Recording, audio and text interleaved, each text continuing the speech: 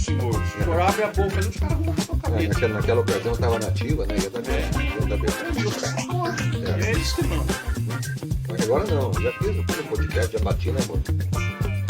Não, mas processar ainda não pode processar. Tá ao vivo? Vai, gente. Qual câmera de mim, Matheus? Essa aqui? Aquela ali, né? Então eu já abro pra mim e já falo.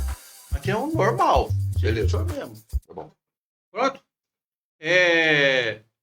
Boa noite. Quase que eu falei boa tarde aqui, ó. Você acredita? Boa noite aí, todos os nossos ouvintes da página aí. Nós estamos recebendo aqui o Coronel Vila. Coronel Vila já foi comandante do 5º Batalhão de Polícia Militar de Londrina. O senhor foi comandante do Choque também, na minha época, Choque, né? Do Choque Caveira. Para quem não sabe, é Caveira. Choque é Caveira. É Caveira, né? Isso.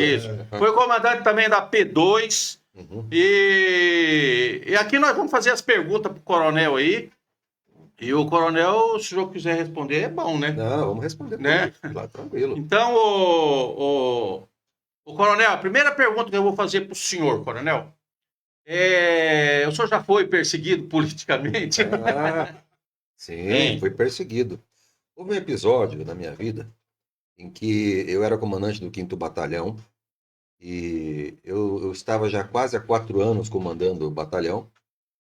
Numa eleição eu apoiei um candidato específico e o outro ficou enciumado, né? Aí o que aconteceu? Esse que ficou enciumado, já vamos falar quem que é esse cara aí. Esse camarada, ele procurou o comando geral e pediu a minha remoção. Só que eu não sabia. Eu estava voltando de uma viagem de férias, cheguei no quartel, conversei com o meu pessoal pela manhã, trabalhei na rua o dia inteiro, sempre gostei de rua, fui para a rua, tudo. Final do expediente, fui para o quartel para despachar. E quando eu estava indo embora por volta das 17h30, dessa segunda-feira, a minha secretária, olha que coisa, né? Soldado Gil, abençoada Soldado Gil. Soldado Gil, ela pegou, ela me chamou, ô comandante, eu posso falar com o senhor um minuto? Como eu achei que podia não ser urgente, eu falei, pode ser amanhã? Eu falei, não tem que ser hoje. Aí, tudo bem. É sério? É sério. Aí eu abri a porta, entrei com ela um pouco no comando, ficamos em pé.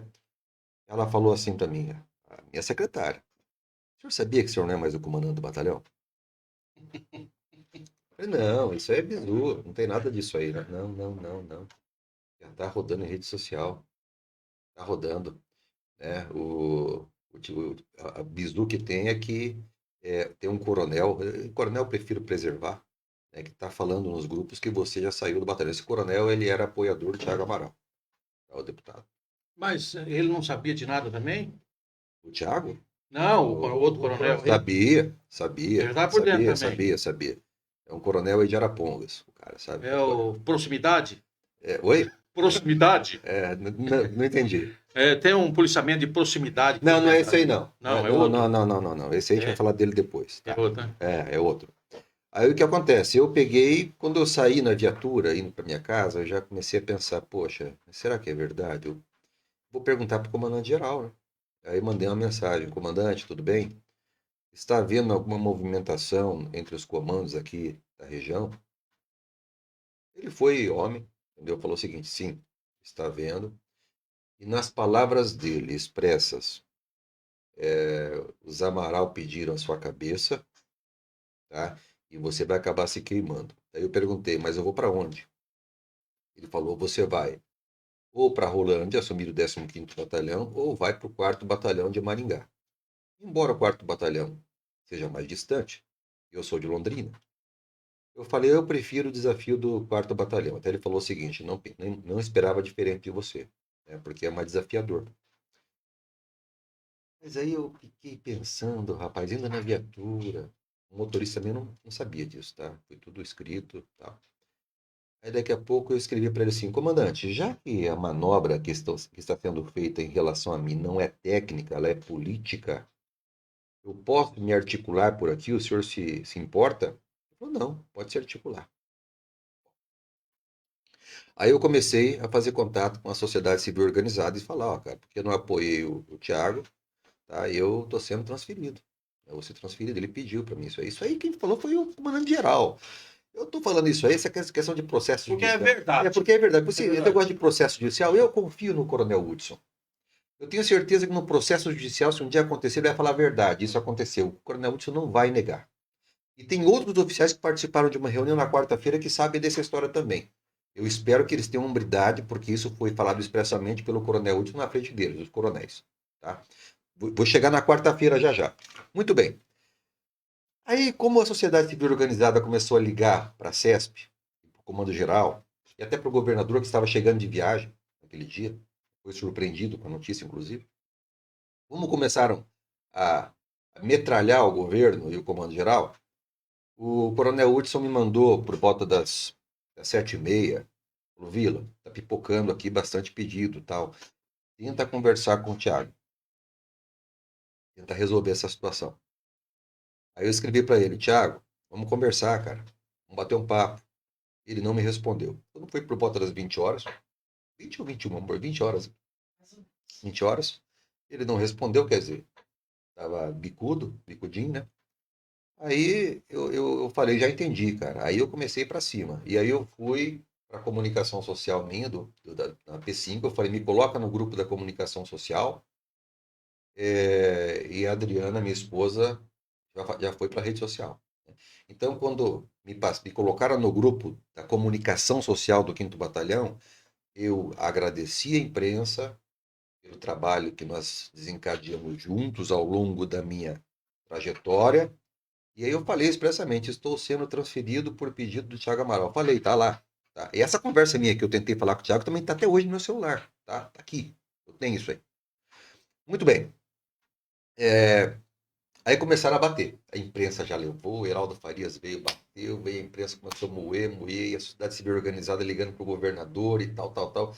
Aquela noite foi uma noite pesada para mim, né? Não houve nenhum retorno em relação à definição se eu ficaria ou não.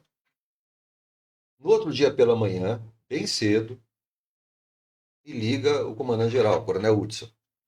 E ele falou o seguinte para mim, Vila, a sua situação foi revertida. Você permanece. Só que ele tinha marcado já uma reunião para quarta-feira, lá em Curitiba. Tá? Isso era terça de manhã. Mas foi revertida? Foi revertido. O governador não quer. Thiago deu um tiro no pé. Você é forte na sua região, você vai ficar aí. Tá bom? Eu só queria que você fizesse um vídeo dizendo que foi fake. Aí eu falei, não, eu não vou fazer isso. Aí por isso que ele fez o vídeo depois, tá? Olha só, eu falei, eu não vou fazer isso, comandante. Eu posso até falar o seguinte, né? Que eu vou ficar no batalhão, mas se o senhor quiser falar que foi fake, pode falar. Não tem problema. O senhor é meu comandante. Posso fazer um vídeo então? Pode. Só que ele não falou que foi fake. Se você pegar o vídeo dele, se você tiver gravado aí, ele não fala que foi fake. Ele fala que, ó, houve um comentário, tal, tal, tal, que ia acontecer, mas não vai, o comandante Luni vai permanecer aí. E aí, diante da situação, claro que o governador, que tinha uma boa relação, né, com o conselheiro do Tribunal de Contas, pai do Thiago, né, e com o Thiago, eu imaginei que ele ia negar esse acontecimento. Ele negou. Na quarta-feira à noite, ele foi ser entrevistado pelo Silvano Brito e ele falou assim, não, isso aí é conversa como é que é? Fofoca de WhatsApp, de comadre, uma coisa assim, né? Aí eu fiquei chateado com a resposta do governador, mas como eu estava nativa, não ia questionar o governador, fiquei quieto. Isso foi na quarta noite. Na quarta de manhã foi marcada uma reunião. Na quarta de manhã. Essa reunião era para tratar das articulações das transferências. Quem assumiria, estava na mesa de reunião, quem assumiria no meu lugar no 5º Batalhão era o Tenente-Coronel Tordoro. Tenente-Coronel, então. Ele assumiria. Fiquei muito chateado com ele. Porque para assumir o 5º Batalhão, toda vez que você faz um ajuste de troca de comandantes, os comandantes conversam. Ele me passou a perna, cara. Todoro? Claro, ele sabia, não me falou nada. Ele sabia, não me falou nada, ele assumiu o 5º Batalhão, pô. Tô falando Todoro, Tordoro. Que é pastor, que é evangélico. É, esse aí que prega. Esse aí mesmo, tá? Ele assumir, não teve a hombridade de me ligar e falar assim, vou assumir no seu lugar, vamos conversar, cara. Não, eu ia ser surpreendido nessa reunião, né? Que foi mantida sob o pretexto de que era para tratar de assuntos operacionais e não teve nenhum assunto operacional. Foi um assunto político. E aí ele falou, o comandante-geral falou, estava eu, o coronel Gustavo, estava o coronel Tordoro, estava o chefe de Estado-Maior, na época o Coronel Price, e estava o comandante-geral, o Coronel Woodson. Ele falou, ó, essa reunião aqui é para definir isso, mas voltamos atrás, demosquetear, saquetear quer dizer última forma, não vai mais ter isso aí, tá? E o Vila continua no 5º Batalhão. Aí ele falou assim, você demonstrou que você tem muita força com a comunidade. Eu falei, obrigado, comandante. E permaneci. Mas eu fiquei muito chocado com a cara de pau do coronel na minha frente, não ter a hombridade nem de quando a gente saiu de falar assim, ó, desculpa aí, eu não sabia nada disso aí. Ele sabia que ele assumiu o comando do 5º Batalhão e não me falou nada. E eu, por uma questão de disciplina, porque eu estava na ativa, e a situação estava sendo tratada politicamente, fiquei quieto, engoli, e tive que ouvir do governador, que era conversa de comadre, mas não era não. Não era não. Minha esposa viu as mensagens, meu motorista viu as mensagens, e o que eu estou falando aqui, o coronel falou na frente desses coronéis que eu te falei. Eu duvido, eu não posso acreditar que se um dia houver uma ação judicial, o comandante-geral, agora secretário de segurança, não é mais secretário de segurança, coronel Hudson, coronel Gustavo, meu amigo, irmão, camarada, tá? E o Teodoro vão ter a covardia de negar isso, porque isso foi tratado na reunião. Foi tratado na reunião. E foi revertida a situação. E nisso, o Thiago teve que enfiar o rabo no meio das pernas e engolir essa situação. E eu permaneci. Permaneci até a minha promoção de coronel. Mas essa promoção de coronel aí, ela não veio para ter um pretexto para poder tirar. Não, eu eu tinha, não tinha como. Ou já tinha, não tinha tinha como, direito? não tinha como eu não ser promovido pela pontuação que eu tinha, pela antiguidade, pelo merecimento. Eu era a bola da vez, não tinha jeito. Mas, na minha percepção, aproveitaram o ensejo, um bom argumento, você foi promovido, agora tem o ônus e o bônus. Né? Agora não tem espaço. Agora não tem espaço. Aqui, Agora não tem só mais. Eu queria assumir o CRPM, pô. Sou daqui. Não. Você vem aqui para Curitiba, cara. Vai assumir a DDTQ, Diretoria de Tecnologia e de Desenvolvimento. Foi uma situação horrível para mim, né? Até porque eu tinha aspiração política. Eu não escondia de ninguém isso. Eu queria ser candidato a prefeito da cidade. Então, o que acontece? Eles quiseram me apagar, sabe por quê? Porque eu sempre fui uma pessoa que dei a cara para bater. Então, eu atendi a imprensa nos momentos mais felizes da polícia e nos momentos mais delicados. Sempre, nunca designei. Sobretudo quando era um momento delicado, complicado, alguns comandantes se escondem e mandam os assessores. Eu ia lá e falava, você vai ver na minha trajetória que eu sempre dei a cara para enfrentar questões difíceis e sempre defendi a minha tropa. Então, isso acabou acontecendo, né? Eu permaneci no comando, fui promovido, fui para a DDTQ. Eu não sou técnico em tecnologia, embora tenha aprendido bastante, foi uma escola para mim aquilo ali, né? Mas não é segredo para ninguém que a vontade que se tinha, que eu tinha na época, era de assumir o 2º CRPM. E pela minha trajetória seria uma tendência natural, né? Eu sou de Londrina, saí coronel, eu podia muito bem, como já fizeram em outros momentos, ficar com o coronel que está lá, que ia se aposentar logo em seguida, ficar um pouco com ele, se aposentava e permanecia, mas não quiseram. Tá? Então, isso aí de fato aconteceu.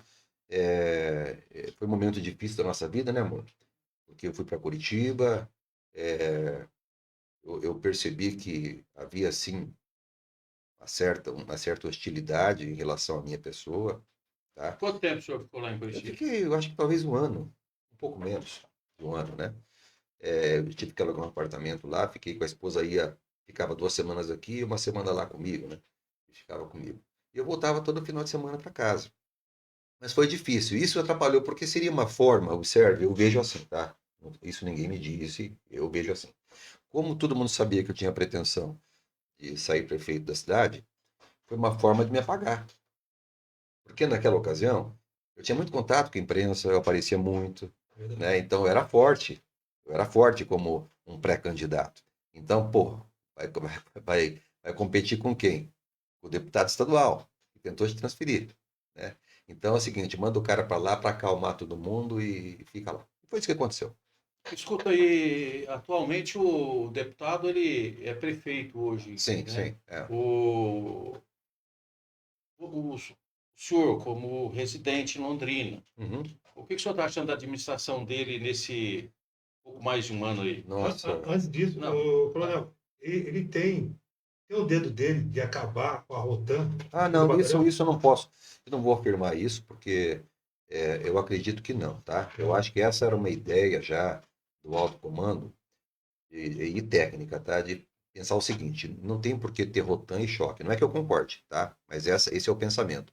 Ter rotan e choque fazem praticamente o mesmo serviço na rua. É só essa Só questão. muda o nome. Só muda o nome. Então, o que acontece? O choque absorveria a rotan. Então, a rotan não acabou, tá? Pelo que eu sei, não acabou. Ela seria, não sei se foi, absorvida pelo choque. E continuaria no mesmo volume de viaturas, de equipes, etc. Então, essa de fato é uma estratégia de aplicação. Não, eu não acredito que tenha mão dele. Não acredito. Se tem, isso me surpreenderia. Até porque ele não tem nenhuma ascendência sobre a polícia militar de caráter técnica, né? Eu não conheço, pelo menos. Tá, e o que o senhor está achando da administração dele? Pascoal, Fala a verdade. eu vou falar a É verdade. independente aí do que aconteceu. Vamos lá. Quando eu fui candidato, eu sempre falei. Eu como candidato a prefeito, eu tinha experiência administrativa, porque eu comandei o maior batalhão do estado, comandei a 4ª Companhia Independente, que hoje é 30º Batalhão, que abarca uma parte da cidade, os 5 conjuntos, que é maior do que a maioria dos estados, das cidades do estado. Pega a Zona Norte ali. Toda a Zona Norte, né? Vai até Lindóia, vai até Leonor, né? Santo André, pega tudo aquela parte lá, né? Hoje pega até aqui, né? Pega Bela Vista do Paraíso, 1º de Maio, Alvorada, Sertanópolis, né? Hoje ampliou. E eu tinha essa experiência administrativa. Era coordenador de despesa, sabia tudo. E o Tiago eu já dizia isso, ele era deputado. Então ele não tinha uma responsabilidade territorial específica, como é o caso de um administrador de Ser verdade. deputado estadual é muito mais fácil do que prefeito. Claro que sim. Porque deputado estadual recebe as emendas, distribui as emendas para os municípios, os prefeitos apoiar ele na próxima, né? É assim que funciona, é muito mais fácil ser deputado. É muito mais fácil. Eu sabia que ia ser uma tragédia. E da minha percepção, está sendo uma tragédia. Tanto é que fizeram até um apelido carinhoso para ele, né? Já falei. Tem um apelido carinhoso, né? Eu fiz uma publicação e usei. Qual que é o apelido carinhoso? Tiago Matagal. Quero deixar bem claro que eu não estou dizendo que ele é o Tiago Matagal, eu estou falando que eu ouvi, né, matérias que ele fala que o pessoal falava Tiago Matagal. Tanto que na minha publicação eu não falo Tiago Matagal acusando-o disso, né? Embora a gente possa entrar nesse assunto já. O apelido depois é a própria população. Foi isso que eu fiz. Quando eu fiz a publicação, eu falei, ele está sendo chamado, inclusive, de Tiago Matagal, porque, de fato, a nossa cidade tá um matagal, cara. E eu vou falar, por exemplo, em relação a essa questão do matagal. Tá? Porque chove, porque é verão e não sei o quê. Mas quando você tem um planejamento, tá, você consegue considerar, porque isso é sazonal, acontece em período do ano. Você consegue fazer um planejamento para que o envidamento de esforços para fazer essa roçagem da cidade, ela se dê mais nesse período em que chove mais, para evitar que isso aconteça. Outro dia me perguntaram, mas como é que faz aí na licitação? Você coloca no edital. Coloca no edital. A empresa já sabe que no período tal ela vai ter que ter mais trabalhadores, mais maquinário, mais tal. Eu tenho essa percepção, que é uma questão de planejamento. Eu aprendi isso na polícia, porque muitas coisas sazonais, e você também lembra disso, Pascoal? É assim, por exemplo, a gente sabe que vai ter Operação Verão. A gente já sabe que vai ter Operação Verão. Então, a Secretaria de Segurança, a Polícia Militar, ela já vai conseguindo os recursos logísticos, os humanos, fazendo planejamento. Antes já vai, cada batalhão vai ter que dar um pouquinho de cara aí para trabalhar aqui, de policial e tal. Ele faz um planejamento e quando chega a hora de lançar, tem viatura, tem uniforme, tem tênis, tem diária, tem tudo, entendeu? Então isso é planejamento, é uma coisa que você já prevê. Final do ano tem Operação Verão. Então a gente tem que fazer isso. Então o administrador tem que ter isso em mente. Não adianta lamentar. Olha, porque estamos no litoral e o batalhão aqui tem poucos policiais. Espera aí. Mas você passou o ano inteiro sabendo que ia ter Operação Verão e não fez nada? Eu acho que essa questão do mato na cidade é a mesma coisa. Você sabe, eles próprios falam, mas esse período é um período que chove mais. E tem sol e chuva. Pô, se você sabe disso, cara, faça a previsão. Então, isso é uma questão de administração. Essa é a percepção que eu tenho. Esse é um exemplo que eu dei. Mas eu não consigo visualizar na administração do prefeito Tiago Amaral nada que tenha sido feito de bom na cidade. O cara outro dia foi fazer uma obra lá na calçada da Rajagabaglia, em Londrina. Ele fez até um lançamento, levou. Isso aí é coisa pequena, cara. Isso é coisa pequena, você nem deveria fazer isso. Isso é obrigação sua. Você devia recapear essa cidade, né? Asfaltar, nós temos tantos problemas já conhecidos. Estrada dos Periquitos, lá perto do Limoeiro, em que quando chove, o pessoal não consegue sair de casa para ir para a escola, porque é puro barro. Tanta gente fazendo plano, criticando. Na época da campanha falou que ia resolver. Não resolveu. Não resolveu. Pior, notícia que chegou. Tá aí.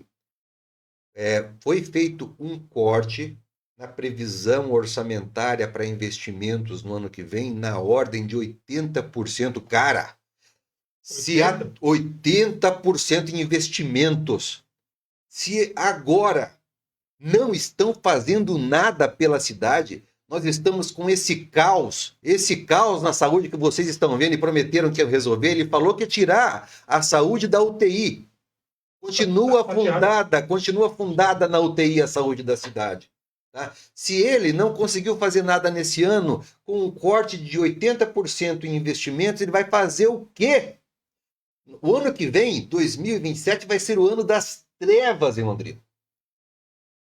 Outra coisa, não vou falar o nome do deputado, nós estamos em pré-campanha, mas eu conversei com um deputado federal que tem trazido várias emendas parlamentares para a cidade de Londrina. E ele me disse o seguinte, cara, eu trouxe milhões em investimento para fazer estrada, para fazer isso, fazer aquilo e tal, mas nós não conseguimos fazer, sabe por quê? Porque não tem projeto. Não tem projeto. O risco de que esses recursos de emenda parlamentar federal retornem é imenso. A cidade, por falta de projeto, até a iniciativa privada, Pascoal. Então, se você não tem um pessoal especializado em licitação, porque ele tem que ter lá o pessoal. Você quer ver? Para fazer os projetos que funcionam. Você quer ver um exemplo? Quer ver um exemplo? Reforma do Zerão. Reforma não, né? Revitalização, desculpe, do Zerão. É uma obra importante, tá? É um lugar frequentado pelas pessoas, para prática esportiva, para encontro, para diversão, eventos. É muito bacana lá. Aí a empresa que começou a fazer a obra parou. E aí a prefeitura, eu acho que talvez por força contratual, não tenho certeza, mas aplicou uma multa de R$438 mil para essa empresa. Aí resolveu revogar a aplicação da multa. Por quê? Porque eles falam o seguinte, porque houve um problema no procedimento licitatório. Então nós vamos perdoar a multa. Peraí, cara. Como assim? Tá errado isso aí, tá errado. Peraí. Se houve um erro no procedimento licitatório, houve um erro, houve inércia da prefeitura. Quem fez o procedimento licitatório errou. Então não adianta vir aqui a público e falar o seguinte, vamos perdoar os R$438 mil. Tá? Até você pode, para viabilizar que a obra seja realizada. Mas então você fala o seguinte, vamos apurar onde houve o erro no procedimento licitatório, porque isso é dinheiro público, velho. Isso é dinheiro público, você não pode perdoar assim. Né? E se for perdoar para que você tenha um bem maior, que é uma obra grande, então você acha quem é o cara que errou e responsabilize o cara. Não é assim que acontece na polícia? A polícia, o cara vai lá e erra, o que o comandante fala? Vamos instaurar um procedimento para verificar se o procedimento dele foi bom, foi correto ou não. A prefeitura deveria ser a mesma coisa. Não falar o seguinte, a procuradoria veio e falou o seguinte, pode revogar esses R$438 mil de multa. Eu acho errado. Você tinha que localizar quem foi que errou. Na polícia, se você errar no procedimento licitatório, você é punido, cara. Você é punido. Entendeu? Então, nós temos um cuidado enorme ao fazer procedimentos licitatórios dentro da polícia para que nós tenhamos o máximo de transparência possível, para que o edital seja o mais perfeito possível. E nós temos, dentro da polícia, dentro da Secretaria de Segurança, pessoas especializadas nisso, tanto que não dá erro. É muito raro você falar que houve um erro no Estado em relação à licitação. Pelo menos não tenho conhecimento. E quando chega lá o secretário de obras, a Câmara Municipal, e fala assim, ó, a gente tem que ver o que é mais importante, né? Se é mais importante a consecução da obra ou o perdão dos 438. Vocês estão preocupados com multa? Eu estou preocupado com a obra. Não, cara. Você pode ser um excelente empresário, secretário de obras, um engenheiro, sei lá o que você é, na sua empresa privada. Na sua empresa privada você faz o que você quiser. Com dinheiro público, não. Dinheiro público não é coisa de ninguém. Dinheiro público é coisa de todos. Então, se você errou, você tem que responder. Hoje, a lei de licitação, ela fala que para que você responda por improbidade administrativa, deve ser demonstrado o dolo. Hoje mudou a lei de licitação. Antigamente não era, era mais genérico. Se fosse antigamente, já tinham pegado os caras. Só que isso não quer dizer que não houve irregularidade. Talvez não improbidade administrativa, mas o cara tem que responder pelo erro que ele praticou no procedimento licitatório. Volto a dizer, é coisa pública, velho. Houve prejuízo. Qual prejuízo? Nós estamos agora entrando em junho, e a obra do Zerão não foi concluída. Isso já é prejuízo. Prejuízo. É prejuízo, né? Outra coisa, abrir mão dos R$ 438 mil, reitero, é prejuízo. É improbidade, cara? Não, para ser improbidade, no erro do procedimento, ele tem que ser demonstrado o dolo. Tá? Eu não quero crer que a pessoa que fez o procedimento licitatório, nesse caso, teve a intenção de fazer isso. Ela errou apenas, entendeu? De qualquer maneira, há um prejuízo. Então, quem errou deve ser responsabilizado não à luz da improbidade administrativa, mas de outra forma, no âmbito administrativo. É importante até do ponto de vista pecuniário, né? Quando o governo municipal, estadual, federal tem que pagar um prejuízo em relação ao erro de um funcionário, existe o direito ao regresso. O Estado, o município paga, mas ele pode entrar com ação de regresso contra o funcionário tem que pagar, velho. Né? Isso, por exemplo, acidente de viatura. O policial foi lá, tá errado. Bateu em alguém. Felizmente, nem sempre isso acontece. O Estado, às vezes, ajuda o policial, mas acontece muito caso, você sabe, Pascoal, do Estado pagar, tá? E depois o Estado entrar com ação de regresso contra o policial tem que pagar, cara. Né? Eu, particularmente, eu tenho a concepção, falando disso que eu acabei de falar, de que o policial militar, estando de serviço, sendo uma atividade operacional, e tendo que, por exemplo, imprimir mais velocidade na viatura, o acidente pode acontecer e o Estado deveria amparar o policial. Tá? Deveria dar amparo para o policial, porque senão o policial acaba se acovardando. Essa é uma das pautas minhas como pré-candidato, inclusive, tá? Dar auxílio jurídico para o policial em situações de confronto, situações de acidente com viatura, psicológico. Tem que ter, tem como achar policial na mão. Ô, coronel, eu vou fazer uma pergunta para o senhor. Repreende dinheiro público. Tem informações que o prefeito de Londrina, ele alocou a esposa de um prefeito de Cambé, na Coab, pagando R$18 mil. E tem informações que o prefeito de Cambé alocou a esposa do primo do prefeito, o vereador Antônio Amaral, lá em Cambé. Isso aí, você acha que é nepotismo cruzado? Nepotismo cruzado. Por quê? Nepotismo cruzado, né? Nem tomaram cuidado, né, pessoal? Vou falar a verdade, nem tomaram cuidado. Assim, sabe, eu acho que nessa administração estão havendo alguns atropelos e logo, logo o Ministério Público vai pegar. Mas será que pega mesmo? Porque a conta que... Vou dar um exemplo. Uma resposta quente lá em Curitiba. Recurso que era destinado ao Consema. Tá? Recurso que era destinado ao Consema foi desviado para a Secretaria da Educação. Da Educação. Aí falam assim, que existe uma emenda no Código de Posturas do município, na Constituição do município, que permite isso. Mas, de qualquer maneira, eu acho que isso é imoral. É moral. Esse recurso, ele vem rubricado, entendeu? Ele tem como objetivo ser aplicado em determinado objeto. E ele não foi aplicado, foi desviado. Então, eu acho errado. E pode ver que o Ministério Público, nesse caso, do meio ambiente, tá? Juntamente com o Consema, estão indo para cima. A situação dos R$438 mil, o doutor Renato Lima Castro estava indo para cima. Então, assim, a falta de traquejo com a coisa pública, mais cedo ou mais tarde, vai ensejar uma ação judicial por parte do Ministério Público para responsabilizar o chefe do Poder Executivo. Nós temos na história de Londrina... Mas será que vai dar em alguma coisa? Porque sabe como é que funciona no Brasil? Conheço a doutora Révia. A doutora Révia é promotora do meio ambiente. É uma pessoa seríssima. Mas ela pode ser uma pessoa séria aqui embaixo. Subiu lá para cima, lá já sabe como é que funciona, né? É assim que funciona. Né? Vai lá para cima, lá morre. Mas eu acredito no caráter técnico das intervenções do Ministério Público, porque, pelo que eu sei, né, os procuradores, eles dão amparo, né? Eu sei porque eu tenho amizade com os promotores, felizmente sempre me dei bem com o Ministério Público, então nós temos a doutora Suzana, que marca em cima.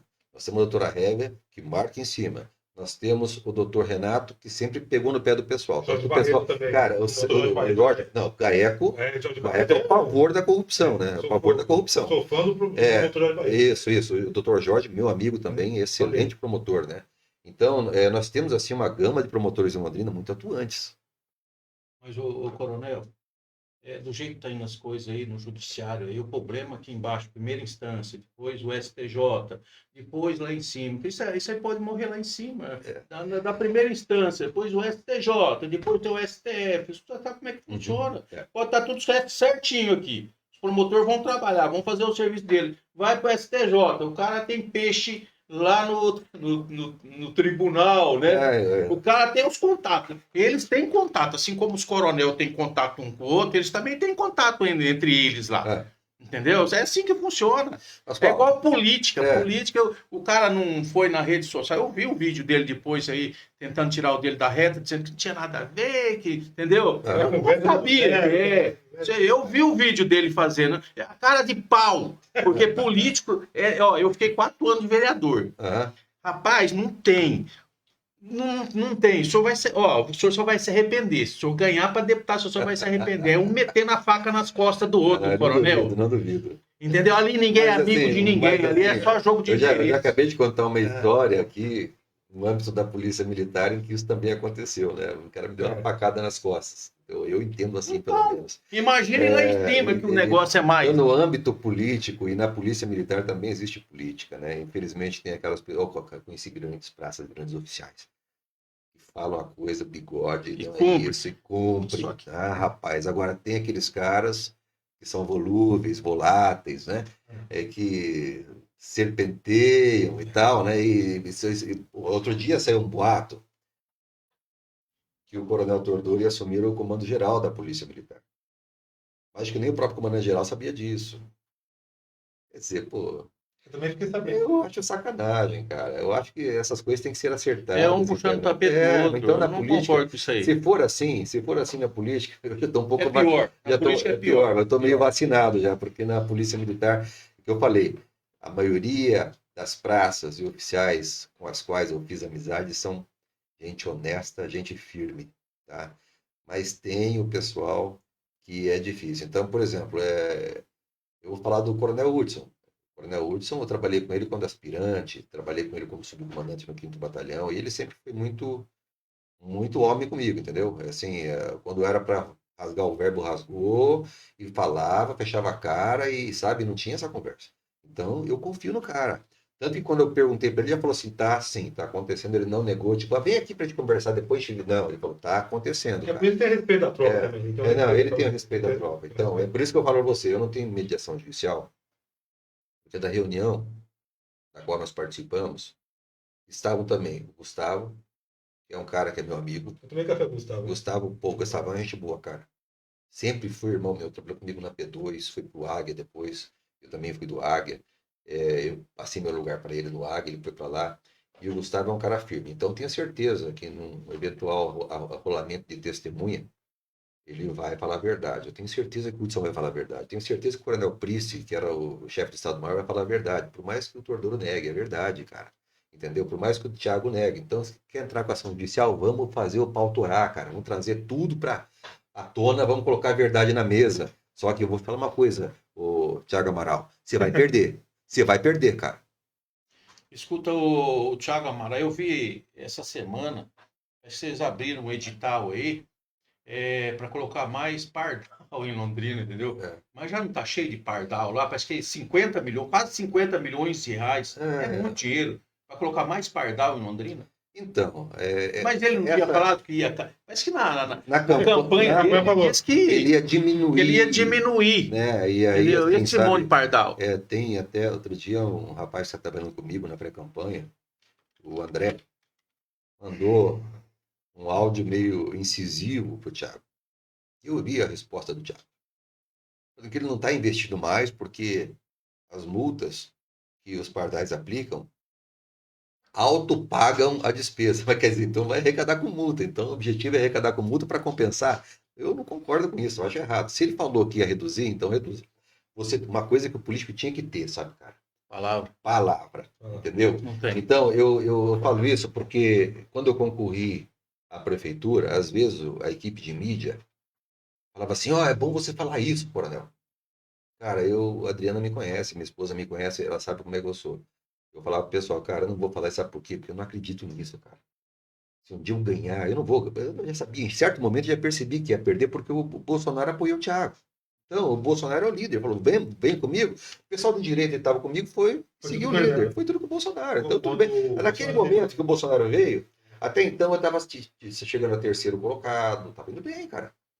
Depois que o Bolsonaro veio, caiu. Desidratou porque os de direita que estavam comigo foram com o maior líder de direita da nação, o Bolsonaro. E aí eu fiquei desidratado. E aí eu fui lá e acabei. Qual a classificação minha, amor? Quarto ou quinto, não sei, né? Porque eu fiz 12 mil votos. Eu ia fazer muito mais. Né? Mas naquela ocasião eu nunca vendi os meus valores, né, por cargo político. Entendeu, cara? Então eu, assim, quando falavam, fala isso que é bom, não, eu não vou falar, porque se eu ganhar, eu não vou fazer isso. Eu não vou fazer, cara. Eu vou ter que negar depois. Isso eu não quero que amanhã peguem, como aconteceu lá com o Thiago Amaral, naquele vídeo que ele fala assim, né? Vamos tirar a saúde da UTI, e a saúde agora tá como tá. Sucateada. Tá sucateada, não tá resolvendo nada. E aí vem a secretária da saúde e fala o seguinte: olha, contratamos tantos médicos no PAI. E a proposta minha que eu tinha para a saúde era você investir no atendimento básico, unidade básica de saúde. Nós temos, eu acho que são 54, talvez eu esteja desatualizado, unidades básicas de saúde. Você tem que colocar médico lá no bairro, lá perto, cara. Não adianta você jogar tudo na UPA, porque vai todo mundo para lá. Por que o cara vai para lá? Ele vai para a unidade básica de saúde, não tem atendimento, não tem médico. Aí o pessoal manda para a UPA e fica superlotado. Pode colocar 20 médicos lá que não vai resolver, velho. Vai ficar aquela superlotação.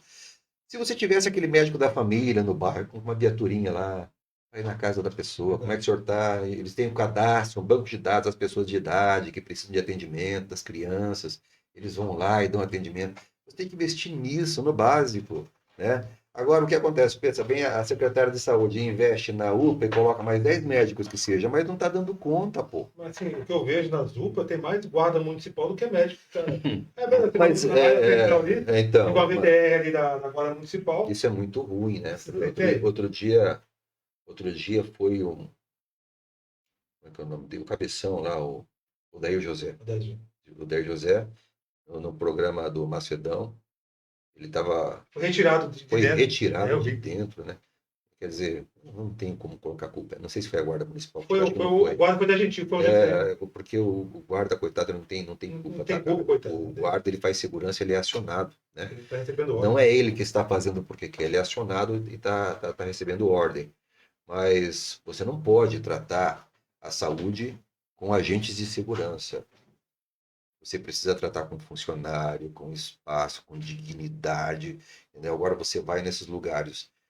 Não adianta a secretária de saúde, não pode tratar com normalidade o fato de ter um pai sentado no chão, um pai não, vários sentados no chão, com criança no colo no pai. Criança ficando 5 horas aguardando. 5 horas aguardando. As pessoas mandam para mim, Pascoal, mandam para mim reclamação no meu direct.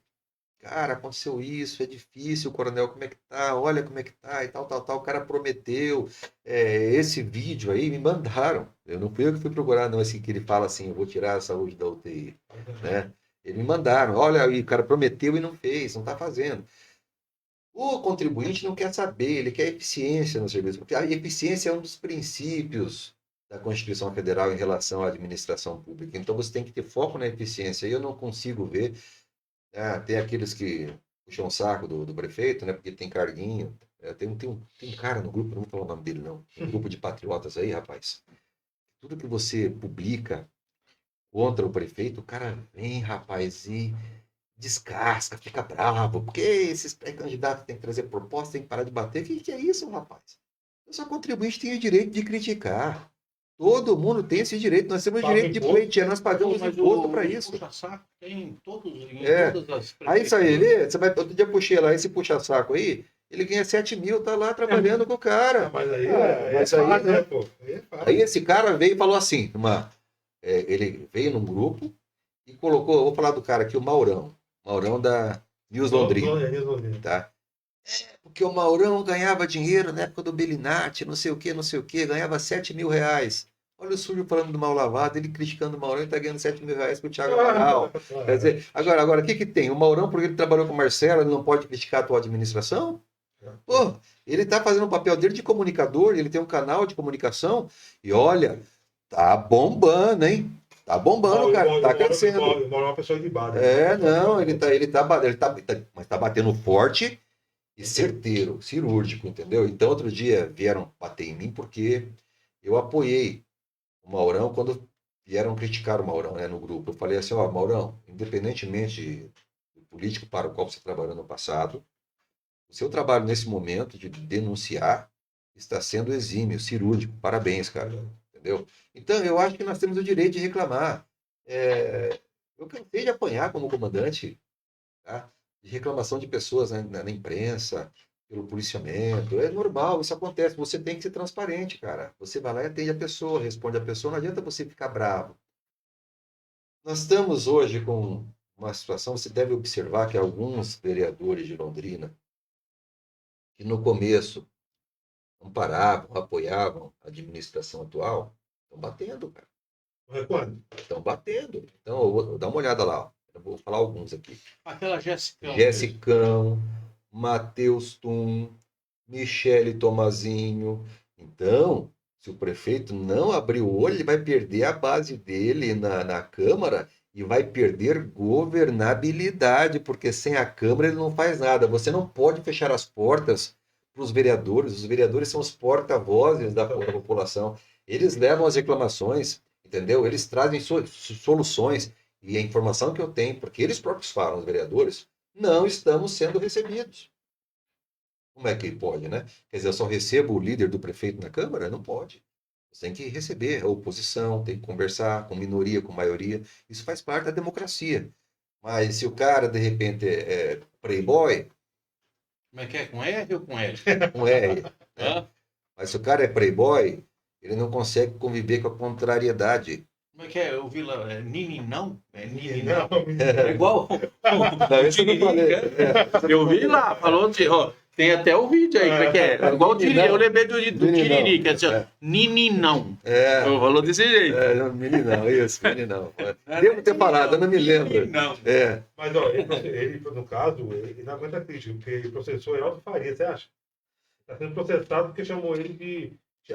Não fala, não fala. O mesmo advogado lá é o mesmo que o meu, doutor. Eu advogado. Olha aqui. Não pode, é um apelido carinhoso. Prefeito, É o meu advogado. prefeito, eu não estou te chamando de Thiago Matagal, tá? Quando eu fiz a minha publicação no Instagram, eu falei assim, olha, estão chamando o prefeito de Thiago Matagal. Por isso que eu falei, por isso que eu disse isso aqui. Não adianta processar não, porque eu só fui o porta-voz do povo. Então, o coronel, o senhor é pré-candidato a deputado estadual. Pré-candidato a deputado estadual. E se conseguir chegar lá, eu já fui vereador. Fui vereador e fui presidente da Câmara, eu me decepcionei. Até que eu nem saí candidato mais. Sei. Por conta dos punhal. E todo político tem uns 20 punhal enterrados lá no brejo para dar nas costas dos companheiros. Entendeu? Infelizmente é assim. Em cidade pequena é desse jeito. Bela Vista Paraíso, 14 mil habitantes é assim. Entendeu? Sei. Eu me decepcionei. E eu tenho certeza que o senhor chegando lá, o senhor vai se decepcionar também. O que o senhor espera? Porque... Eu estou chegando lá, o seu primeiro ato. O do Thiago Amaral foi aumentar o salário. É difícil você falar em primeiro ato, porque nosso Paraná ele tem um contexto enorme de questões que devem ser resolvidas. Agora, sim, em primeiro lugar, nós temos que ver qual que é a função do deputado. O deputado ele é legislador, tá? Essencialmente, e fiscalizador. Principalmente fiscal. Então, essa é uma situação que ele tem que exercer na integralidade. Tá? Ele tem que fazer isso. Agora, é claro que fiscalizar não significa você bater no governo, mas é fazer indicação, procurar o cara, conversar com o cara. Né? Você tem que ter esse acesso com o governo e ajudar as prefeituras. Eu admiro muito os deputados que são municipalistas. É importante o cara levar recursos para os municípios, ter esse contato com os prefeitos. Tá? Agora, uma coisa que eu sempre fiz, Pascoal, e que talvez seja um diferencial, Antes de tocar nesse assunto, eu vou tocar num outro para depois voltar nesse. Uma coisa que eu jamais fiz e jamais farei, esse eu não vou falar o nome porque eu não quero ser processado, tá? Eu não quero conseguir inimigos antes de assumir, eventualmente, lá alguma função na Assembleia Legislativa. Mas ontem, rapaz, eu fui no evento do Flávio Bolsonaro, em Curitiba. Esse é o exemplo de deputado que eu não quero ser, tá? Não quero ser. Quando eu cheguei para entrar como pré-candidato, eu dei meu nome ao Coronel Vila. A moça foi lá, olhou, "Epa, chegou um deputado estadual que eu nem sabia que era deputado. Falou, me dá essa pulseira. Calma, não é assim. Tá. E ele começou a destratar a moça. Sabe o que você está falando, moça? Né? Sabe o que você está falando? É o cacete! Falava para ela. E ela falava assim. É deputado federal? Estadual. Ele é filho de deputado federal. Não me pergunte o nome, que eu não vou falar. É assim, o pai dele, que é deputado federal, é conhecido pela cor do PT, mas não me pergunta, que eu não vou falar, tá? Não me pergunta que eu não vou falar, tá bom? Então, mas não fala isso, eu não vou falar porque eu vou ser processado aqui. Mas eu vi aquilo, eu fiquei indignado, tanto que eu fiz uma postagem no Instagram. Esse é o deputado que eu não quero ser. Eu quero receber, como sempre fiz, como comandante, tenente, capitão, coronel, o mais pobre e o mais rico na minha sala. Aquelas pessoas que trabalharam comigo ou que não trabalharam, que me procurarem, havendo possibilidade, é lógico, caso a agenda me permita, nem sempre é possível, a gente tem que ser realista, vão ser recebidos. Eu nunca tive uma pessoa da comunidade que tenha me procurado, e olha que eu sempre fui até rude às vezes com as verdades que eu falo, mas que eu tenha tratado mal. Quando uma pessoa procura, o agente público, o comandante, por exemplo, o deputado, ele traz às vezes demandas que você não vai resolver. Mas sabe o que o cara precisa? De acolhimento. Então, às vezes, como comandante, eu falava assim, meu amigão, isso eu não posso fazer. Eu não tenho condições de fazer porque não sou eu que mexo com isso. E mesmo que pudesse, né, isso não. Mas você pode procurar tal pessoa. Entendeu? Que esse cara é bom. Quer ver? Quando eu tenho contato, até passo, ó, liga para esse cara que esse cara é bom. Então, quando você senta com o cara na sua sala, fica lá 15 minutos batendo um papo com ele, dando orientação e ouvindo com atenção, não batendo o pé em paciente, ouvindo com atenção, o cara vira seu amigo, ele vai embora e fala para você, você não resolveu meu problema, você me ouviu, cara. Eu fui na casa do outro e o outro não me ouviu. E o que tem disso por aí, velho? Exemplo, esse político arrogante. Cara, como é que ele faz isso com uma pessoa que é eleitora? Ele não pode fazer isso, não. O deputado não é mais do que ninguém. Eu até falo no meu vídeo, o deputado é um nada. O deputado é um nada. Se for observar as missões dele e a relação dele com a comunidade, ele tem que tratar bem as pessoas, humilhar as pessoas.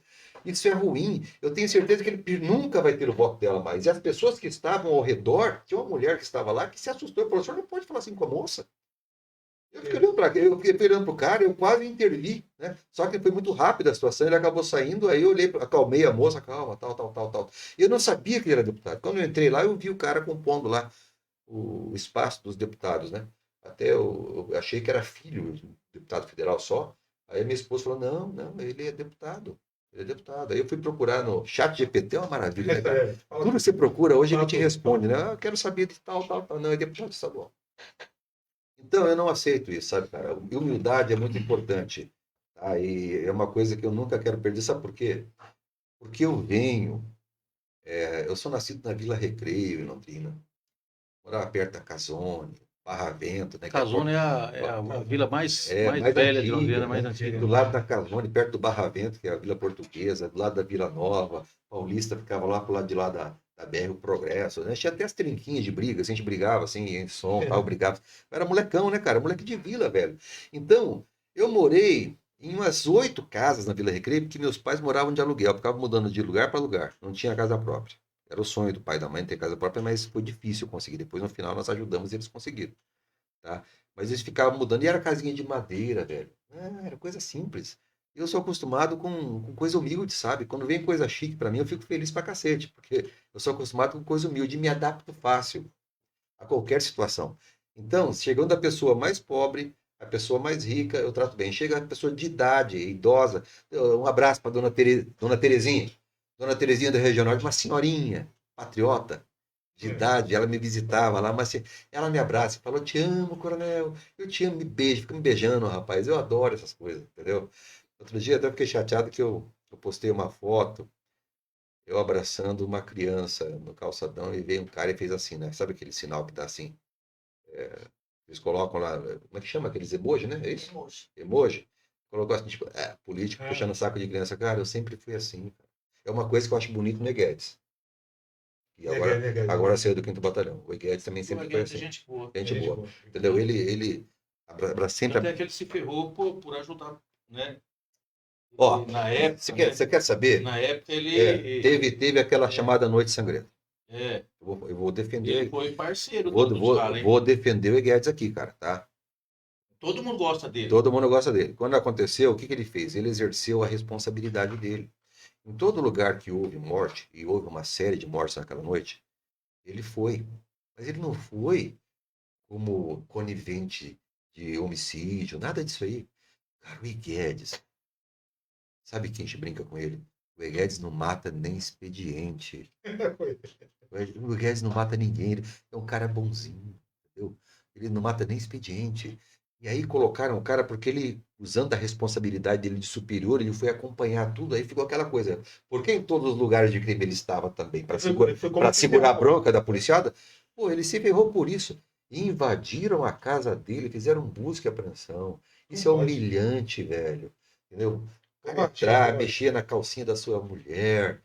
Você já fez busca e apreensão? Também já fez? É assim que é feito, cara. Pegar um capitão da polícia, ele era capitão, e fazer isso com um cara que ele tinha tanta visibilidade na imprensa.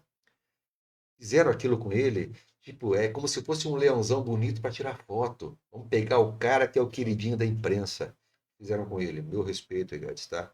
Você sempre foi um bom profissional e o que fizeram com você foi uma tremenda injustiça. Né? E sabe, quando você passa por uma situação dessa, vem a depressão, a tristeza, a agonia, porque você se sente sozinho. Né?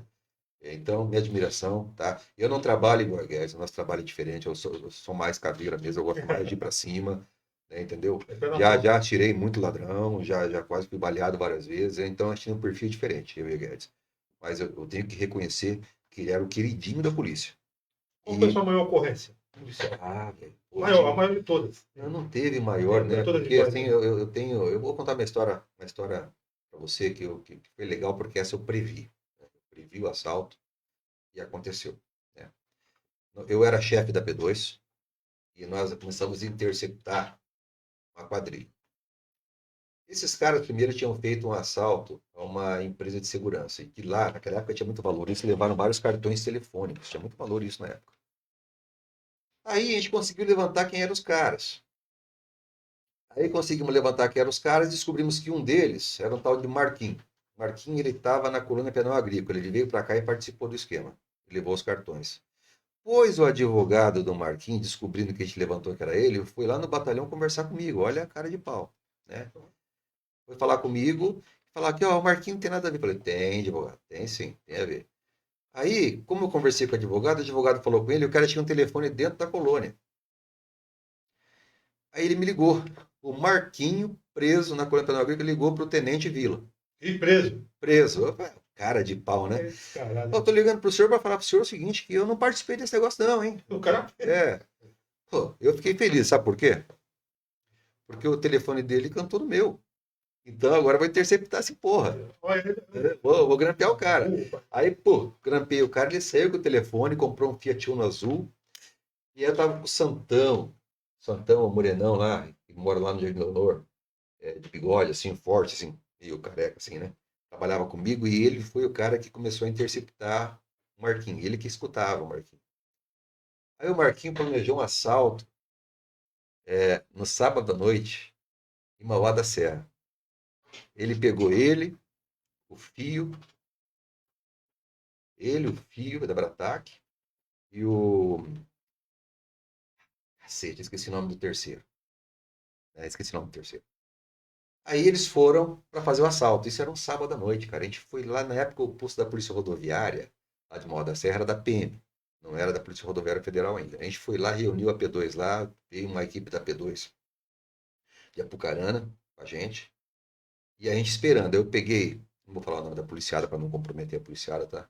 Peguei uma policial militar minha que era da P2, ela foi com um subtenente, Antigão, já aposentou, tal, um de barba. Eu falei, lembra o nome, mas eu não vou falar não, porque a gente tá falando de criminalidade, é bom não falar.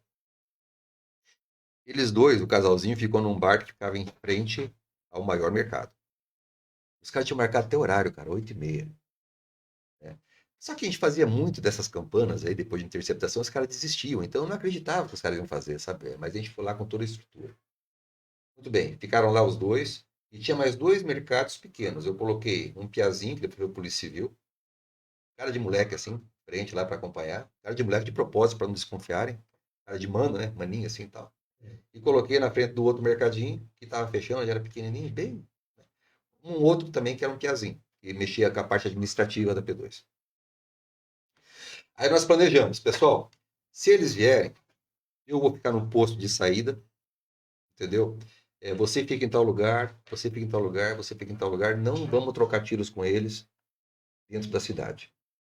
Vamos trocar tiro com eles fora da cidade, na rodovia. Vamos só acompanhar. Se eles fizerem o assalto, vamos esperar terminar, para não trocar tiro aqui dentro da cidade, a gente vai lá e pega os caras na rodovia. Beleza. Mas assim, eu confesso para você que, na verdade, eu não acreditava muito que esse cara vai fazer isso aí, né? Aí, primeiro eu estava lá no posto da Polícia Rodoviária, toco meu telefone, é a policial militar. A policial militar. Ô chefe, esses caras não vêm?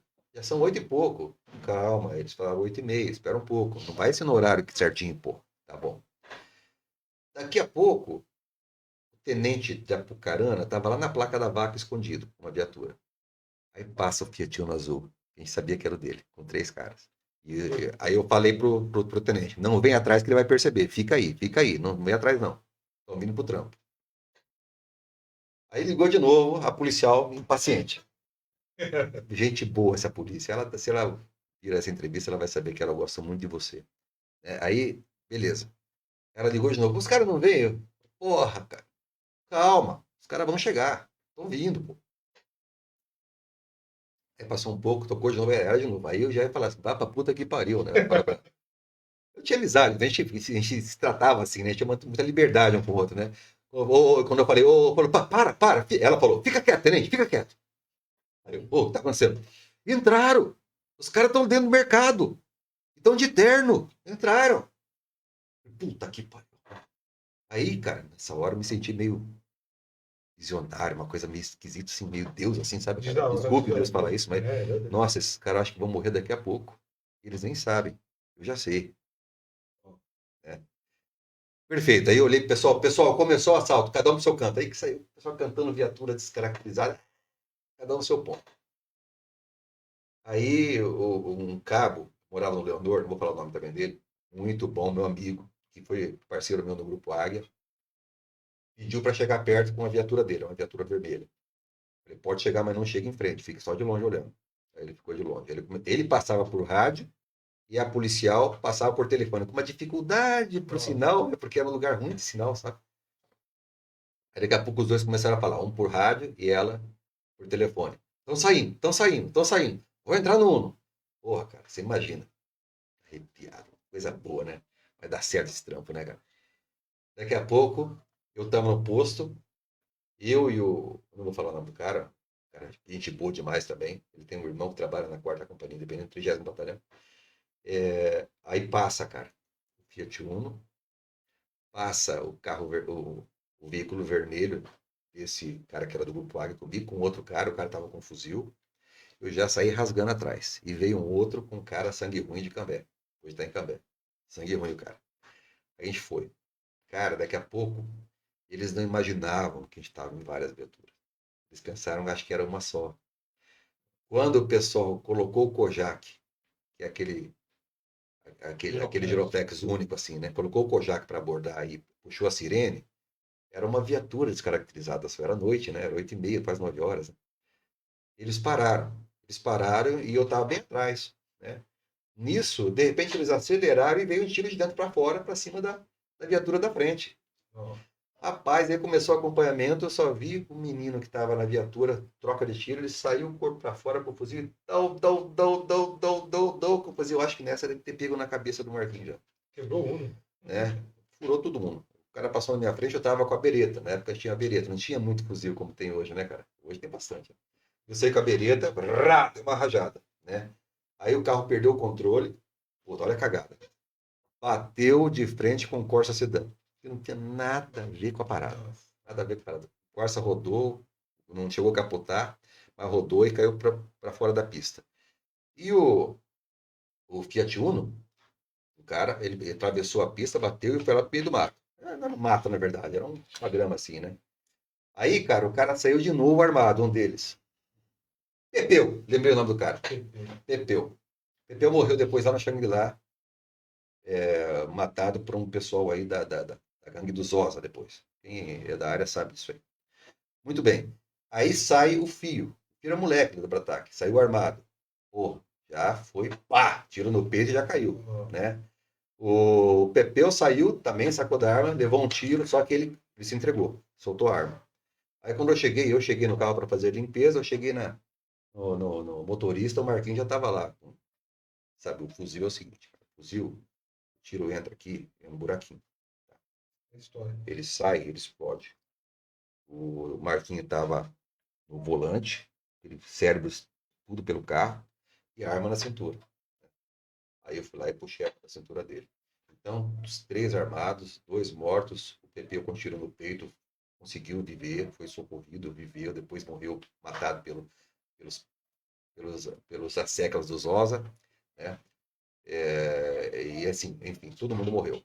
Foi uma ocorrência para mim fora do padrão, fora do contexto, porque é uma coisa que nós conseguimos antecipar, prever, cercar. Tá? Felizmente o cara do Corsa Sedan não se machucou, tá? Não se machucou, né? E eles até foram muito compreensivos, eram 2 que estavam no Corsa. Chegaram e falaram, não, eu vi o que aconteceu, tal, vocês não tinham o que fazer. Eu estava vendo na rodovia, eu vi o que aconteceu. Tá? A culpa não é de vocês, não. Então o cara foi gente boa, não teve que pagar nada, o cara devia ter seguro, subiu e tal. Mas foi uma ocorrência que me marcou. Tive outras, várias, assim, sabe? Mas essa, eu acho bacana a fala dela, porque foi uma coisa muito feita na base da inteligência, sabe, cara? Uma coisa muito arquitetada e deu certinho, cara. Trampão, trampão. Aquele trampo, eu não me esqueço dele. O que o senhor acha de policiamento de proximidade? Tá. Vamos lá, então. Vamos falar em policiamento de proximidade. Policiamento de proximidade é importante. Policiamento comunitário, policiamento de proximidade, a integração de policial militar com comunidade é fundamental. A comunidade ela é fonte de informação, né? E eu acho bacana. O que eu não concordo vai uma crítica com o modelo que era aplicado. É uma crítica, tá? Desculpe, Tortura, mas é uma crítica. É o modelo que o Tortura aplicava no 5º Batalhão e na 4ª Companhia, depois no 30º Batalhão. Eu vi assim, sabe? Eu achava muito migué, entendeu, cara? Assim, ó, pegava lá, vou falar o nome do cara, Almeida e mais um. Aí ia lá na São Quinte. Aí fazia uma foto do Almeida com mais um policial, lá na São Quinte, policiamento de proximidade, conversando com o comerciante, legal. Lá na São Quinte. Aí ia lá para Figueira, fazer uma imagem do policiamento de proximidade. Quem que tava lá? Almeida e mais um. Aí ia lá para Santo André. Quem estava lá? Almeida e mais um. Aí ia lá no Mercado 88, lá no Eucalipto. Chegava lá, quem que estava lá? Peraí. Isso é H. É H. Para mim é H. Policiamento de publicidade. Policiamento de publicidade. Porque policiamento de proximidade, o cara tá sempre junto. Ele conhece o cara, ele tá frequentando, ele toma o cafezinho, ele almoça lá, que seja. Não acho ruim que o policial meu faça isso. Só gosto que o policial deixe o giroflex ligado lá, para mostrar que tá fazendo policiamento. E, assim, quando você fala assim, eu pego um grupo só, uma equipe para fazer o policiamento de proximidade em toda a área, você não dá conta, cara. Então, eu sou muito mais de você fortalecer a rádio patrulha, que é a essência do policiamento. Toque é fundamental. Rotan é importante. Trânsito é importante, é tudo muito importante. Mas a essência que deve ser mais valorizado na polícia, na minha percepção, porque são os verdadeiros, não que os demais não sejam, mas eles são mais heróis, é o pessoal da Rádio Patrulha. Quer um exemplo? E Bela Vista do Paraíso. O que aconteceu? Foi veiculado aí, tá? Você viu os 2 polícia, cara? Eles chegam sozinhos, cara. Eles chegam sozinhos, pegam aquela turba, você tem que sair no soco, rapaz. Você apanha. Eu sempre falo o seguinte, eu tenho orgulho de falar. E não deu um tiro. Não deram um tiro, velho. Não deram um Demonstraram um preparo que podia até se justificar um tiro lá. Podia. Mas eles foram controlados, estavam sozinhos primeiro, saíram no soco, foram criticados pelo pessoal, ofendidos. Então esses caras são os caras.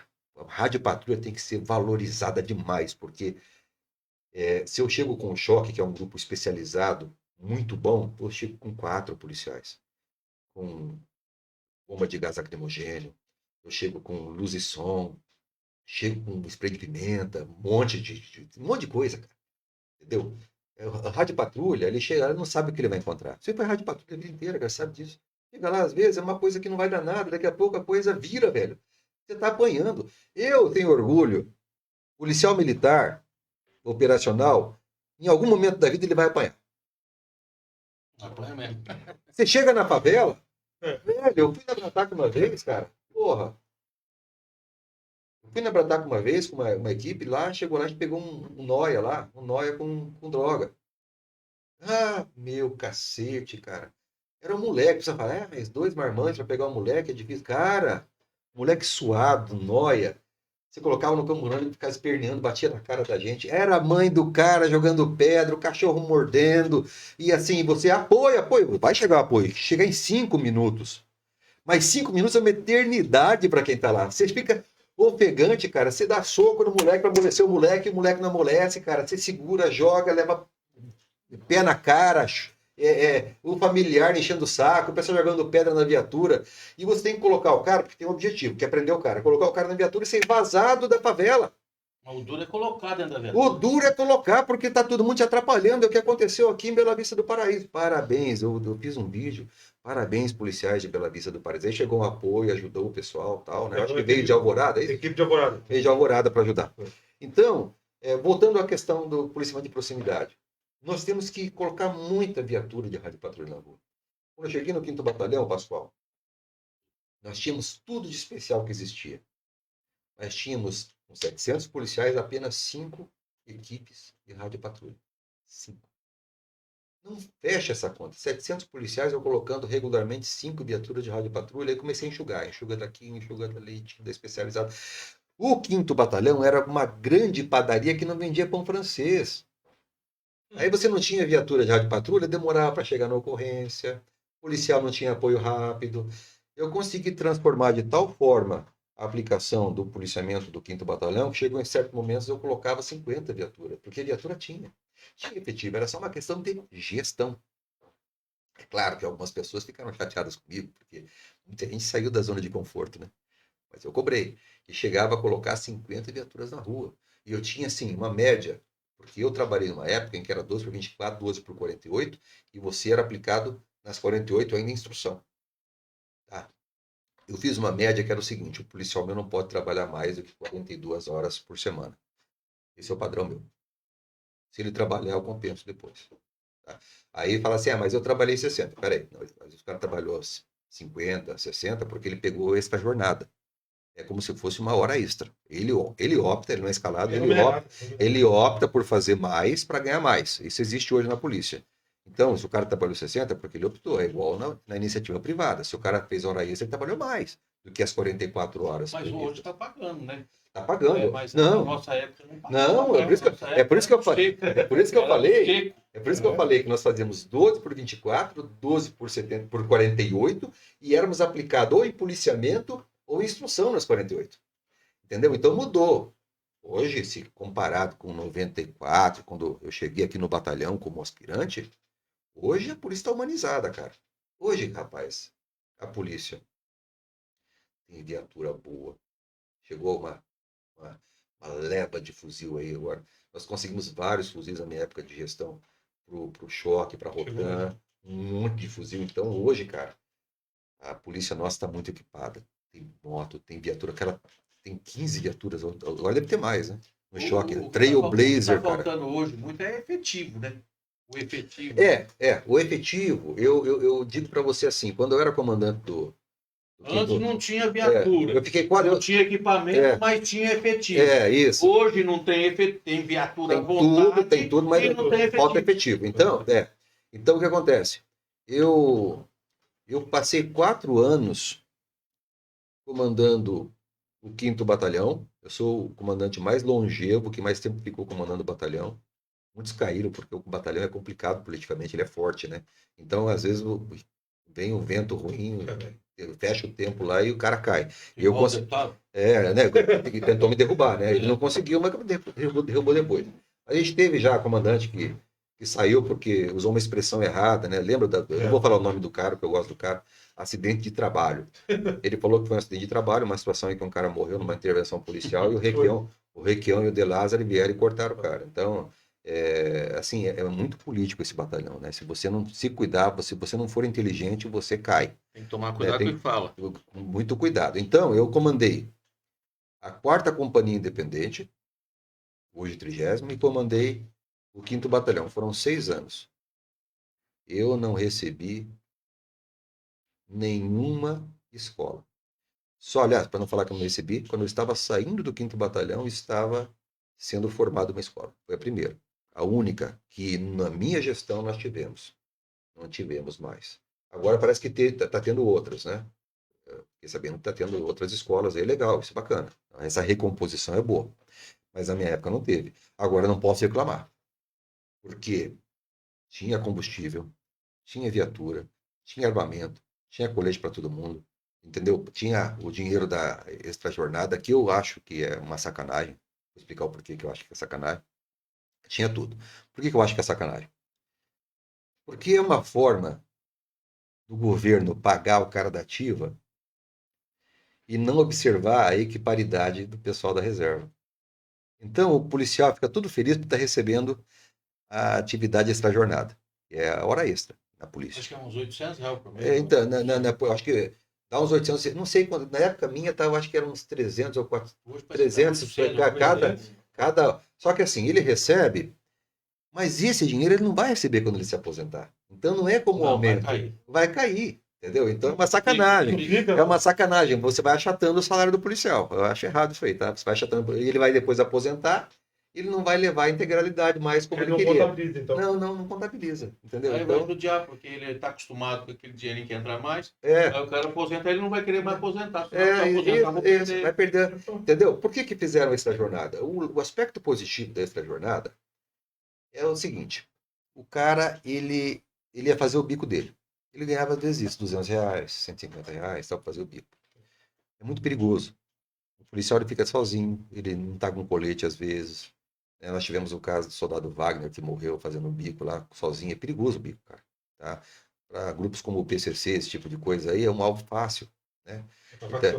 Então, já que ele vai fazer o bico, venha para a polícia, uma equipe, com um colega do lado para trabalhar, com colete, com viatura, não vai gastar seu combustível, gasta o combustível do Estado, usa a arma do Estado, usa o fuzil, usa a 12, usa tudo, cara.